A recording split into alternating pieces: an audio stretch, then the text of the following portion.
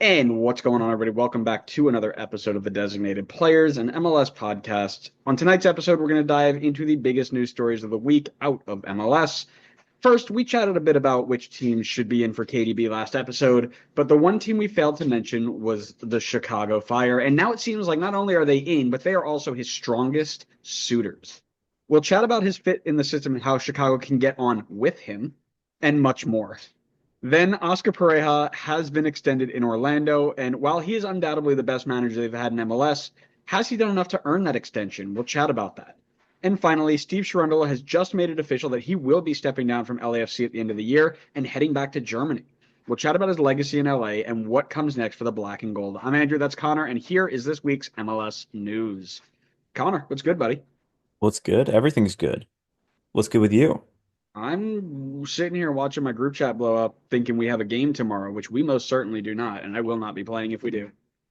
Adult league, not as much fun as I thought it'd be. Kind of fun, but it's my competitive side keeps coming out of me, and it's like I have less fun when I'm competitive because I don't like Well, losing. yeah, you gotta cool it down. This isn't D1 Major League Soccer or USL. This is amateur hour. Man, I don't have a switch. I either play here or I don't play at all. You know. And you did Um, a lot of the latter. No, you're damn right I did. Now I wish I would have gone back to it. You know what I wish? You know what I wish? I wish I could see where your because my scarf level's here. I want to know where your scarf level's at. I'm thinking it's more down here. My scarf Oh, level is through the roof. I don't There's know a about hole that. above my head because that's how big my scarf level We'll is. we'll have to see. We'll have to see. What do you got? All right, well, you mentioned a pretty key figure for this club over the last few years, and we're going to talk about him today. So I'm bringing out the LAFC scarf in the black and gold. You sounded so Long Island there for when you said that. Which When you part? the part where you said like in the club, it came off like really, really New Yorker, like super fast. I was like, yeah, I could pick that up now. I hate that. As you know, I am moving house. I'm going into a new place, and there's going to be a new studio here very, very soon. Probably by the middle of May, I'd say. I'm gonna hope to have it set up. And instead of getting packaging, I use my scarves to move all of my stuff. So I don't have many left in the apartment. So I've just broken out a Red Bull scarf because I don't have much left sticking around. It You'll is. always find a reference for Red Bull anyway, so it's Oh, I'm fine. sure I could, but it's just so funny because I look in the scarf. I usually can go into my scarf closet and just pull out anything I need, and then I go back. I'm like, I've got seven scarves left. There's not much I can do.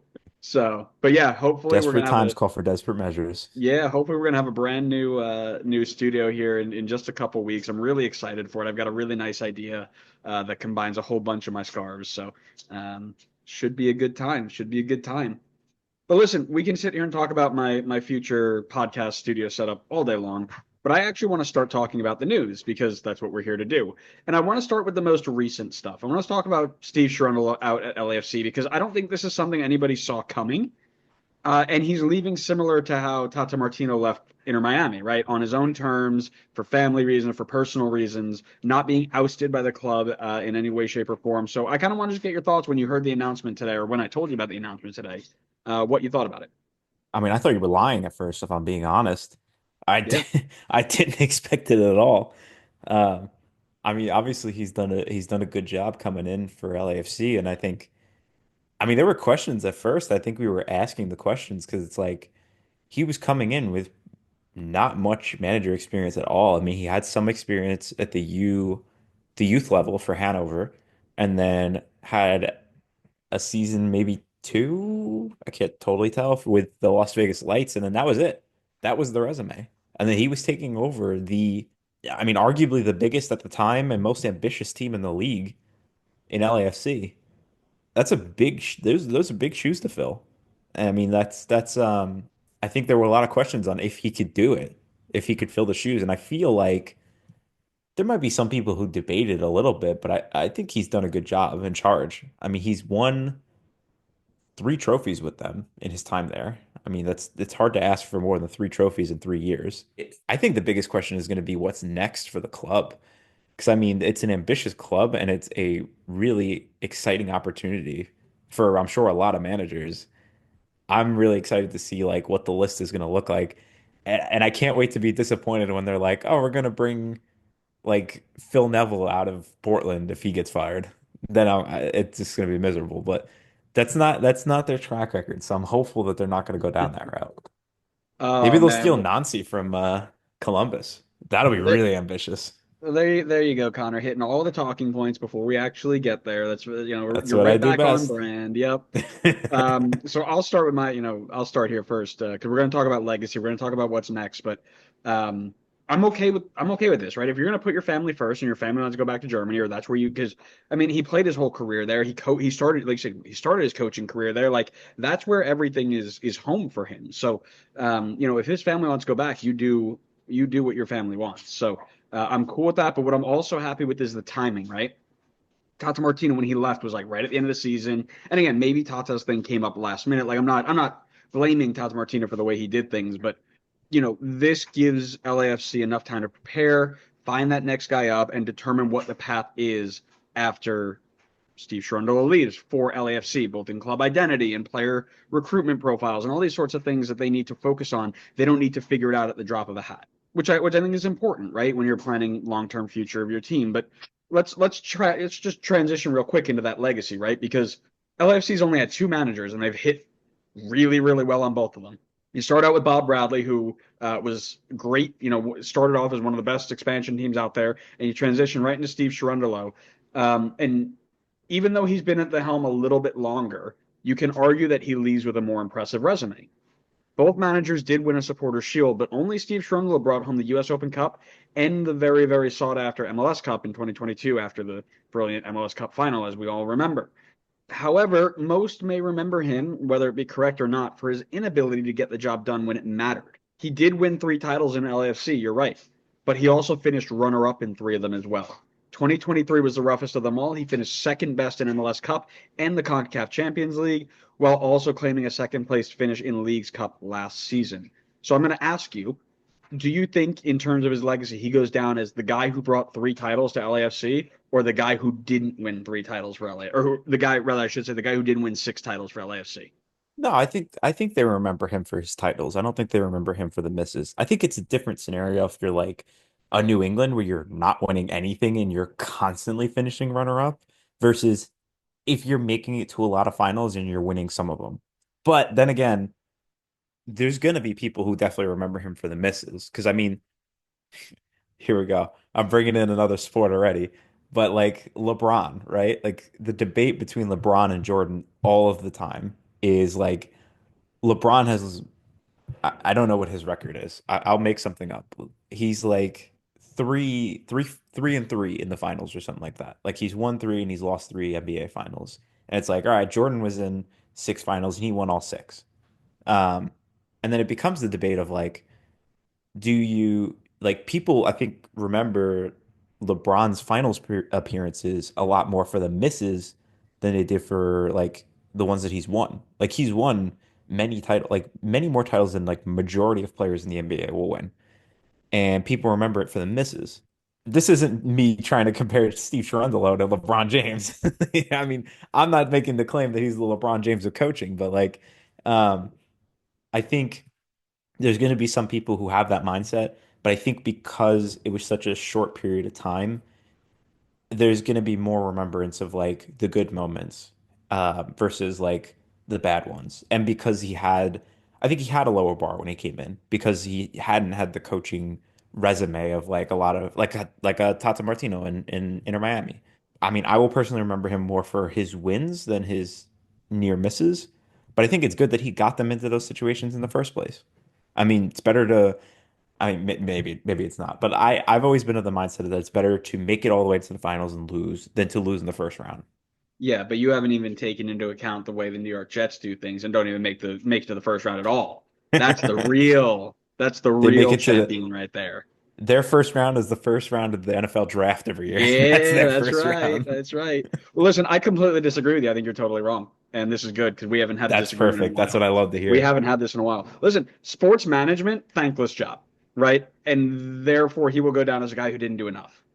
And whether it's right or wrong, and I think it's wrong, they only remember your failures in the sports world, right? Unless you are the cream of the crop. Like you mentioned the Jordan versus LeBron debate. That's because they're two of the greatest and they're comparing everything they've won. But then you look at people like, oh, why are they not at this level? It's a, oh, what's your record in big games here? How many times you missed the winning shot or what have you, right? Unless you're the top of the top, I think people will look at you and be like, oh, you didn't do enough for me. And especially in management, right? Especially in management is where you see that you're not good enough mantra come out, which I think is completely unfair because if you compare, I would say that LAFC have not had a significantly better roster now than they did when they started. Right, I think the investment was levels were the same. I think you can argue they had better individual performers. Right, I think Carlos Vela and Bouanga are probably comparable, but I would say that Vela carried the team more. Right, Golden Boot, goals record, like significant contributions. Right, where Bouanga was, I know he's close, but I don't think he was ever that close, or that level. I mean, is what I should say. So if you sit there and say, okay, they had comparable teams going into each coach's tenure.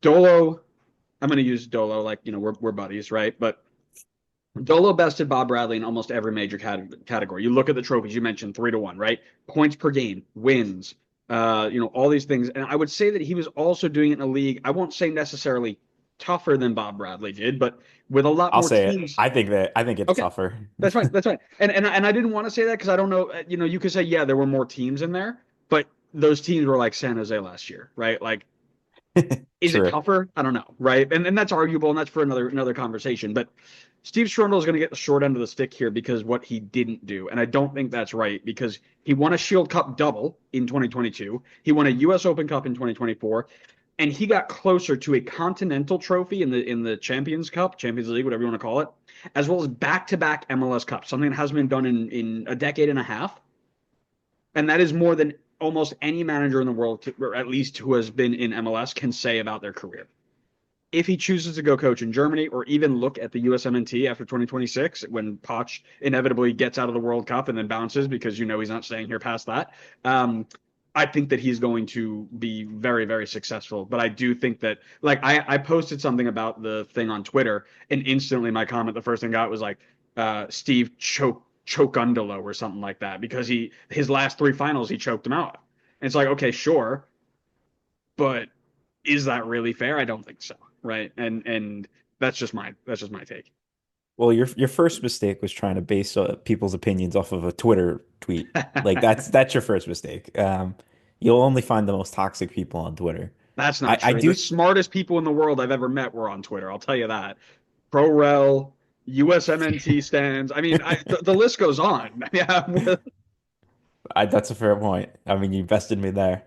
I'll say two things. I think I do agree with you that I think it may take a little bit of time, but people will come to the realization that I think Bob Bradley is thought of well in terms of the LAFC light. Like he was there for the start and like helped build them and make them a prominent team straight off the bat. And I think that probably resonated with a lot of people. And I think they were really fun to watch. They were very attacking.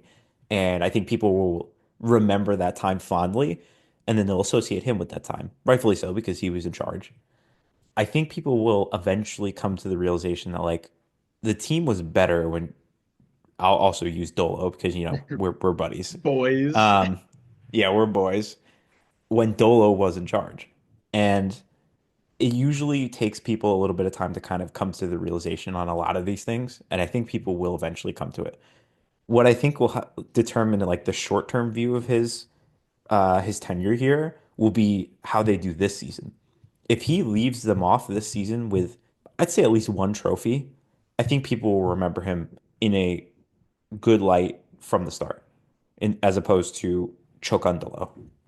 Yeah, I think that's a really good point, right? Yeah, if you leave on a high, great. If you are struggling to get, like, right now they're right on the fringe. I'm early and they got CC whatever. But right now you're on the fringe of the playoffs, right? If you leave them there, you sneak in and then you bounce the first round. Yeah, I think you're definitely going to have a different view of it. So yeah, it's a good point. That being said, He's going to leave. He made it very clear. So that means something has to come next. You've got 6 to 8 months to figure out what your succession plan is, and it's not like they need to do a whole roster rebuild. It's not like they're New England or San Jose who are just like, let's flip it on its head. What comes next? What do you think they need to look for? Because I know your first cop, I was like, they need a whole roster rebuild. Nope, not here. What are they looking for in a manager? Give it to me right. I want to see them go ambitious, like get somebody who's going to be exciting for this team to fit the exciting roster build that they always have with them. There's so much talent on this team. It should be a very enticing job for a lot of managers. I think there will be big opportunities, especially if they can tell them like, hey, you're going to come in early in this offseason. We're going to give you this money. You could start to build the team how you like to see it. I think that would be a great opportunity for whoever's coming in, like ambitious, like they've shown that they're ambitious owners. They're gonna spend, build an exciting team. They want to compete every year. There's not this rebuild. This isn't a San Jose or Chicago where it's like we're okay if we could just make the playoffs this year. Like no, LAFC wants to win everything every year, and I love that. It's ambitious. It's fun. It's great for the fans. It's definitely a lot of pressure for whoever's coming in. I don't think they need to do any sort of roster rebuilding unless the new manager wants to. I think the main focus has to be on finding the right manager. And now, because Dolo's given them this amount of time, they could put the time and effort into finding the right person. So I think they're in a good spot, even if there's going to be shakeup going into next season. Yeah, I don't think you're wrong there. I think that one you got all right. But this is tough, right? You don't know who's going to be available in 10 months, right? You don't Yeah, know what the market's going to look like. But I do think that they are going true. to have their pick of the litter, right? Maybe you're looking for somebody who's flexible in their management style, right? You looked at Steve Cherundolo. He started off, he took over a team that was ball dominant, right? They dominated possession, they played through the lines, and then he was like, okay, teams have figured that out, and they're going to press us. We're going to play completely on the counter. We're going to go against the ball, and then we're going to win it deep and go and let Luanga do his thing. And he was successful in both of them, right? So maybe that's something he's looking for, is somebody who can flip flop between tactics whenever it calls upon. I don't know. But I do think they're going to have the pick of the litter because let's think about it, right? You're in Los Angeles, California, in the United States of America, which is a lot better than Topeka, Kansas. I'm going to keep going back to that. I'm not throwing anybody under the bus. Wow, okay. Uh, You're gonna be banned from Topeka at this yeah, point. that's all right. Listen, you know what? If I had to pick a list of 10 places I need to be banned from in the United States, I think that might have been on there. Um, But listen, right? So you're there. You've got one of the most aggressive ownership groups in the league, known for getting big names and drawing big attendance numbers. Oh, and by the way, it's right before 2026 World Cup. Mhm. What All more eyes could on there. yeah, what more could you want, right? They are not going to be short of options. I think they're going to have a lot of names in the hat, and like you mentioned, it's about picking the right one. So Can I come in with a out of left field crazy name to shout out here for I LAFC? I would be disappointed if you didn't. So what if they went and I'm very sorry to the team I'm about to mention the coach of. What if they went a very similar route to Columbus, right? So Wilfred Nancy comes in with Montreal, tears things up, right? Does a really good job with them. Columbus comes in and poaches him. Someone who's successful in the league has experience. What if LAFC do the same thing with Sorensen in Vancouver, the way that he's been ripping off this start? If he keeps this up for the full season, who's to say they don't throw a bunch of money at Vancouver and say, give us your coach? And Vancouver will fold anytime they have somebody that's good and they get offered money. Are we really buying? Are we really buying Sorensen in Vancouver right now? It's early. It's early. I'm not I bet saying say like I definitely think that's early, but yeah. let's. Like we'd have to see the full season, but I mean, he's been off to a ripping start with a team that I mean, you predicted really low, and I predicted mid-table because to be frank, on paper they had no business being this good at the start of the season. Yeah, like I said, and it doesn't even make sense to start looking at like managers that are available because I That's mean exactly why you you keep don't an know what's eye on going on. people in the league I because don't. I I mean, listen. I don't hate it. I follow the don't hate. Columbus way. I don't Yeah, I hate. mean, if he rips, why not go for him? Yeah, I mean I don't hate it. Vancouver bends over for money. I mean, I hate to say it, but like they Yeah, do. pause. Sorry, that was a bad analogy. I'll cut that out. But No. We're Van keeping that. We got to keep that. Vancouver dances for money. I mean, it's like Also, that pause. was also Doesn't work either. Ugh. Vancouver will sell players and or coaches for the right price that comes in on the transfer market, Yes, in that is completely correct. legal and non-illegal ways. Yes, Oh that is man. Well, correct. That you is know who's correct. about to spend a lot of money while we move on. Let us know your thoughts on Dolo, by the way. Let us know what you think LAFC is going to do, because we'd love to hear everybody else's thoughts.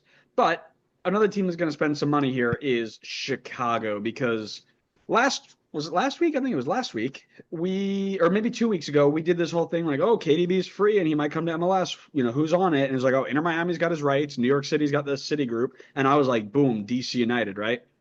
Well, out comes the Athletic article that says those three teams, they're in the mix. But you know who else in the mix? The most out of left field one you can get, Chicago Fire. Why? Because everybody looks at them like, oh, they've got two DP spots filled. Okay, guess they're out. Want to know why they're allowed to do this? Because apparently MLS teams can change their roster designation mid-season, and I did not know that. So Chicago can go to the 3DP model because why not? And they can go big with their designated player, and that's exactly what they're going to do. So I want you to tell me what your thoughts are on one of the greatest minds in world football coaching a Belgian center mid from the Premier League. Oh God, I'm terrified to see what Greg Berhalter does to poor Kevin De Bruyne.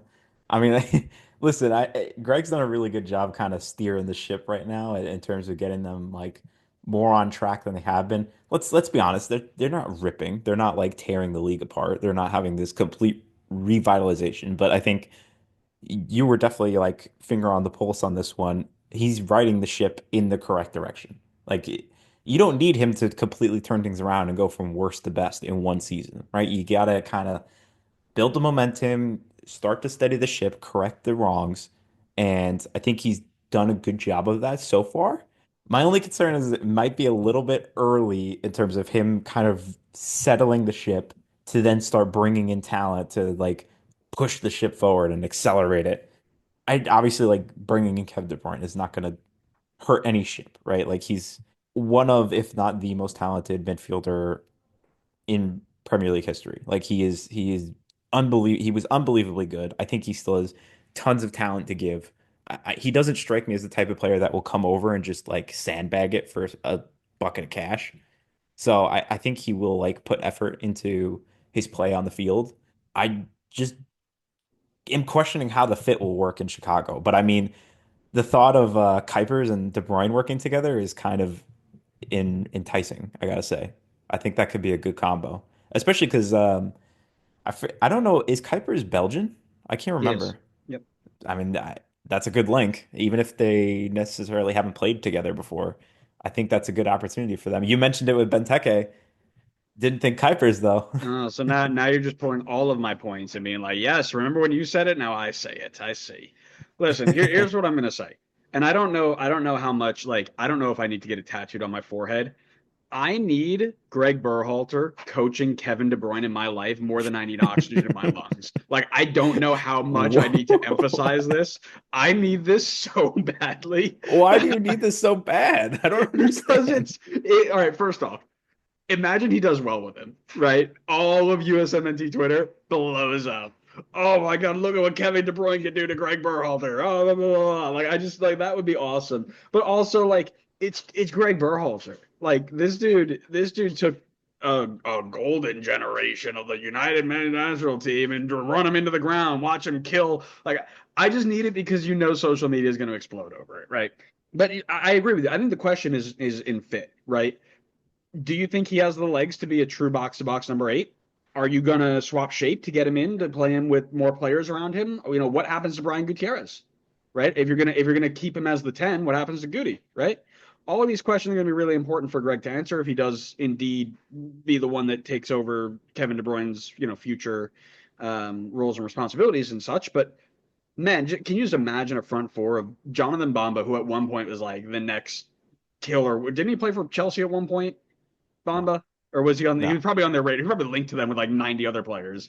Who Um, hasn't been? yeah, exactly. Zinkernagel on the other side, Kuipers up top, and KDB pulling the strings. Like Chicago would be legit. Genuinely, I would have no fear with them. And it's about time because I'm so tired of watching Chicago at the bottom. But listen, I kind of I want to come back and I want to touch on this thing I glossed over, which was Brian Gutierrez, because a few of the social media users I was interacting with were worried that if you brought KDB in and you brought Judy to the bench, you were going to stunt his growth and the national team potential that he possesses, and that if they're going to bring in KDB, they have to sell Brian Gutierrez tomorrow. Your thoughts? I think it would be a little bit difficult to make both of them work unless you're going to commit to, like you said, KDB's got to be a box to box, and he's going to put in a little bit of work on the defensive end. Either that, or you got to, or Gutierrez has to kind of like change his game up a little bit. But I think there's a world where you can make both of them work. One of them just has to be willing to kind of put in a little bit more on the defensive end because you can't play the attacking trio that you talked about before, plus KDB and Gutierrez, and have both of those guys not play defense. That's too much pressure on a defense that I think just would not be able to handle that pressure. This is not an elite level defense. They still leak goals. They've conceded 12 already this season. It's going to be hard. They might try to go the LA Galaxy route. I think there's a few too many teams that are trying to copy that route of we're just going to score more goals than we concede and not be concerned about how many we concede. But I think if you're going to have both of them just commit to being in the attack, I don't think you can make both of them work. I think one of them's got to be willing to do a little bit of work on the defensive end. And then, like, you could probably make it work in that case. I'm not saying they got to go crazy. I'm not saying, like, one of them's got to become a six at this point and, like, be a full-time defender, but, like, a little, put a little bit more effort into the defensive end. So I've made this very clear on social media, and I have never varied on this once. I've always been club over country. I don't really care if a fringe men's national team player is getting less minutes because Chicago wants to get better and bring in a top level player like Kevin De Bruyne. That being said, this is not your typical scenario where you've got a fringe USMNT guy getting bumped for some bang average European or even like a young South American guy. Or if you flip it, this is not like a fringe men's national team player going to the Netherlands and riding the bench for 8 months before he comes home and losing all of his development, right? You are getting at least a full season, if not multiple seasons, to learn the tricks of the trade in your position behind one of the greatest players in our generation to do it. You have that opportunity, you take it, right? This is not like you're going in, you're like, oh, yeah, we're bringing in 21-year-old Brazilian guy that nobody's ever heard of, and now Gutierrez is getting bumped to the bench. This is Kevin De Bruyne we're talking about. I also don't think you're going to see him, if that does happen, where he bumps him down or out of that starting number 10 role. I don't think that you're going to see him rot away on the bench because either he's flexible enough to play multiple roles where he's going to get some rotation in at wide areas or even deeper in the midfield, or he's going to come in first name off the bench at halftime or 60th minute and be an attacking sub from that role, right? I think Goody will be just fine. I don't think it's going to affect his men's national team potential. People who are screaming that he needs to go to Europe tomorrow, no. And also, I don't really care, right? If you have Kevin De Bruyne and then off the bench you bring Brian Gutierrez on, yeah, you take that all day. And then if Gutierrez says no, I want to start, sell me, then you sell him. But if they're both okay with that, you roll with it. Yeah, no, I think you make a good point in terms of him being flexible because I, I I do love think that he can. phrase. Nah, I regret saying it. Um, I think he can play on the wing or he could play central. And I feel like if I am in charge at Chicago, Which you should be, by the the way. which I should be, yeah, I Yep. agree. I feel like the way I would try to swing it to Goody is, and I say Goody because we're also Your buddies, boys. we're Yep, your bros. boys. Yeah, Yep. Mm-hmm. you can like you are our first guy up, basically. Like if we're making any substitution in the attack, you're the first guy up. Like you're gonna get plenty of playing time. If we do any rotation, you're the first guy up. You come in like any of these guys get rotated out in this attacking four, you're the first guy in. And I would say if any of these guys go down with an injury, you are the first guy up. Basically just saying like there are still so many opportunities here. And you could sprinkle it in with what you mentioned before, a golden opportunity to learn from one of the best to ever play the game. The only thing I'll caveat on that part is I feel like people are very quick to kind of like throw that in there of like, oh, you're playing on the same team as somebody who is really great, like you're going to learn a ton. I feel like that's a little overblown, depending on if the player is willing to actually like coach people or not. Because I feel like there are players that come over and they're like, I've heard maybe in other sports, like people do that quote. Like I've seen quotes from players where they're like, I'm coming here to play, I'm not coming here to coach. Like I'm not here to teach the third string quarterback how to throw the ball better. Like I'm here to compete and be the number one. And That's called maybe Aaron that's Rodgers. yeah, yeah, exactly. I think it was him. That's probably who I'm thinking of. Maybe that's Kev's mentality too. He's like, I'm not here to teach Brian Gutierrez how to become a better passer in his game. Like my goal is to come here, play well, win championships, make a lot of money, and retire. He doesn't strike me as the type of guy who would do that. But then again, I don't want to assume. What I said before is how I would try to convince him that he could stay and still like develop.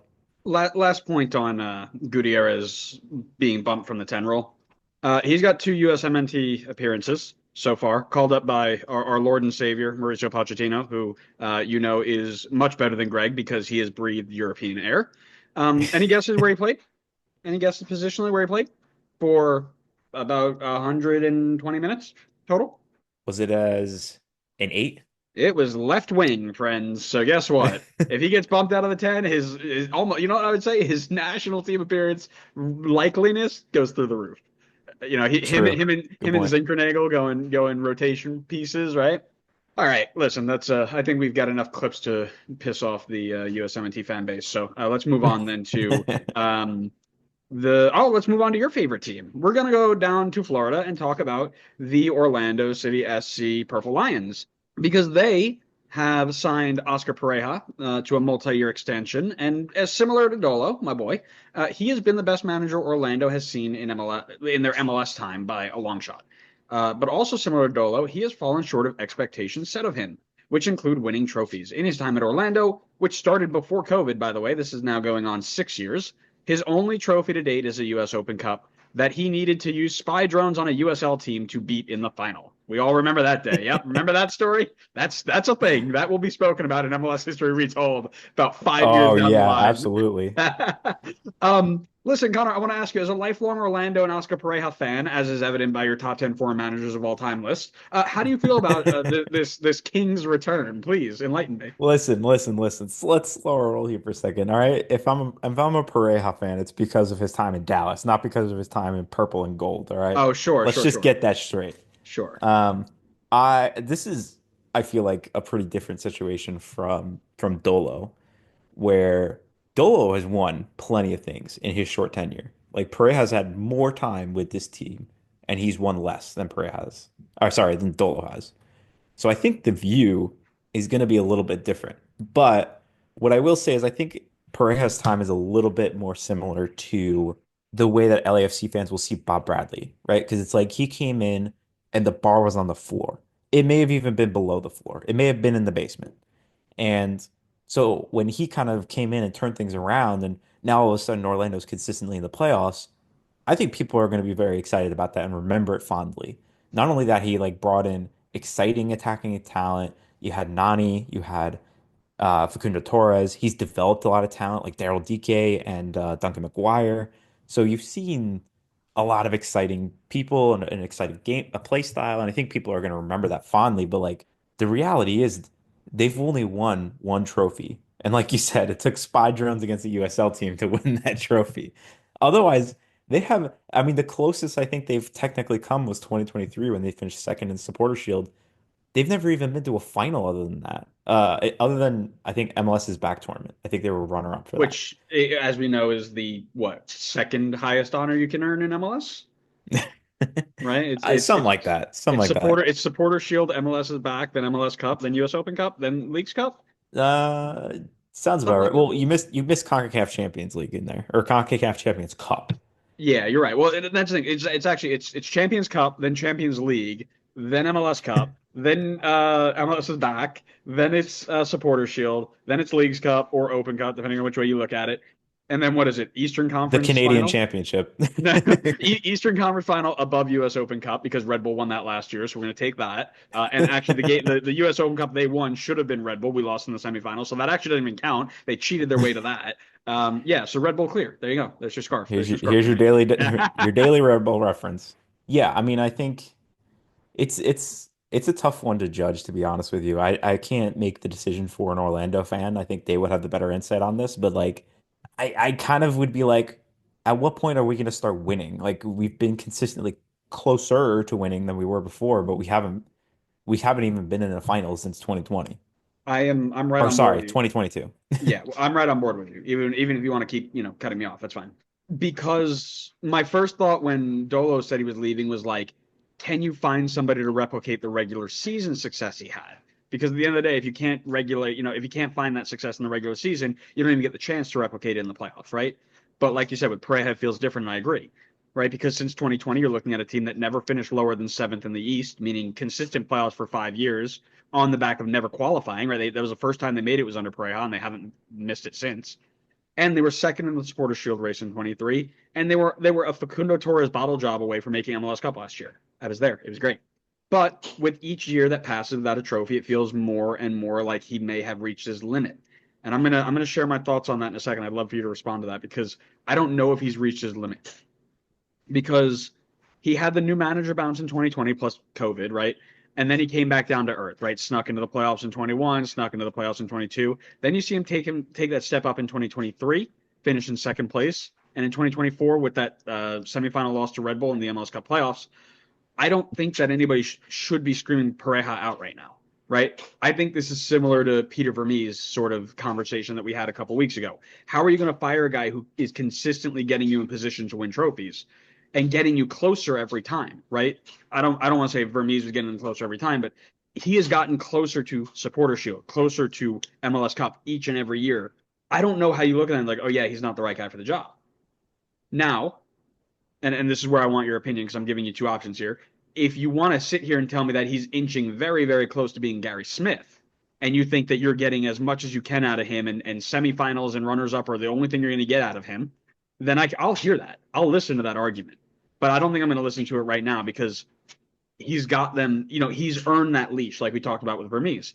If he enters a midseason break outside of the playoffs like he was last year, yeah, I can definitely start hearing the conversation. But he's one game out of the top four right now, and this team is scoring like crazy, right? If you can reel in that back line a little bit, team's going to be fine. But I do think it's something in the back of your mind that how much farther can you go with this coach? And I just think right now it's too early for anybody to be doing that. I'd love to hear your thoughts. I want to say that I agree that he's deserved like to continue for more time. I think he's earned that. Like you said, he's steadied their ship. He's got them in and around the playoffs. He really like took a step forward in 2023, made them a very competitive team, and even last year made a deep run into the MLS Cup playoffs. I think you give him more time, but I think also you kind of allude to the fact that like you got to start winning trophies at this point in this time period that we're giving you. Otherwise, we have to like move on and find someone else who's going to take us to the finish line. Like I'm not sure if he's gonna like be in the Gary Smith kind of bubble or however we want to like classify that grouping of coaches. Mhm. Just because like I think Gary Smith was kind of capped out at like being a mid table playoff team in the East every single year. Whereas like at least for Pareja, we've seen him kind of go beyond that and finish closer to the finish line. He just kind of has to like take the last few steps to get there. And I think the pressure's on for him to win trophies considering he did take that step in 2023.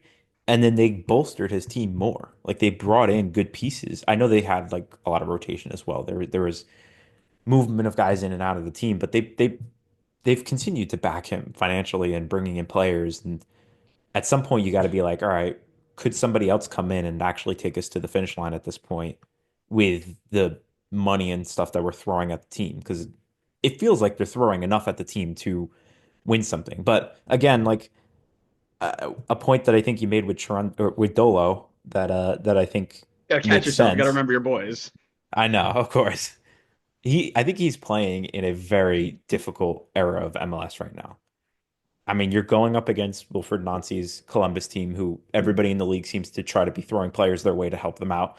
So that's not helpful. And then you're also going against Inter Miami and Messi and friends, who's you're going against the greatest player of all time, like both of which are in your conference. That's going to be hard to deal with. Like as much as Orlando's throwing money at and bringing in good players, they're not getting players to the level of Columbus and Miami, where there's probably only so far he could take them without like bringing in players of that stature. So I think he's earned more time, but I think he is definitely on Gary Smith watch. Yeah, well, and that's a perfect example. The reason why I had him there was this isn't like Gary Smith, where it was like we're only going to sign American players who have played 3 years or more in MLS, and you're gonna have to make it work.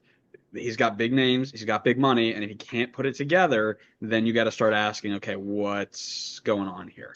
So I agree with you there. I think it's a really good point, and we'd love to hear our listeners' points because, or our listeners' thoughts, because that's kind of we are outside looking in as kind of just general MLS fans here, but we'd love to hear fans from Orlando, right? And you know who you are, John.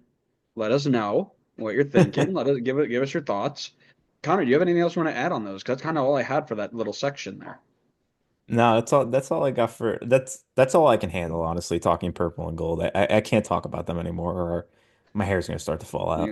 I mean, you waxed poetic about him in your top 10 list. I don't know, man. I think you I might. I I talked about Pareja the person, not Pareja Ah, the team. okay. Yeah, that's you separate. See, me as a proper fan, I don't separate myself from my team. My team and I were one, just like you. I'm not You and separating Oscar. myself from my team. You I and all I'm Oscar are saying, one. listen, all I'm saying is Fabian Castillo is my favorite winger of MLS history. And so King. Oscar Pareja is the person who made him. So I Go have to on. have a soft spot for him. King. Oh man. Well, Eric, thanks so much for listening. We hope you enjoyed it. Make sure you're leaving your comments and make sure you are following us wherever you get your podcasts from the next one that goes live. We are posting 3 times a week for the next at least month. So get in and get doing that because that's impressive, guys. Come on. That's really cool. So and then make sure you're following us on social media. We are active on Twitter, Blue Sky, Instagram, TikTok, and YouTube. We are trying to get to 1,000 subs on YouTube by the end of the season. We are at 760, I believe, which is crazy. Why 760 of you listen to us speak? I don't know, but keep doing it. Thank you so much again. We really enjoyed this. We hope you enjoyed it. And we'll see you next time on the next episode of the Designated Players and MLS Podcast. See ya.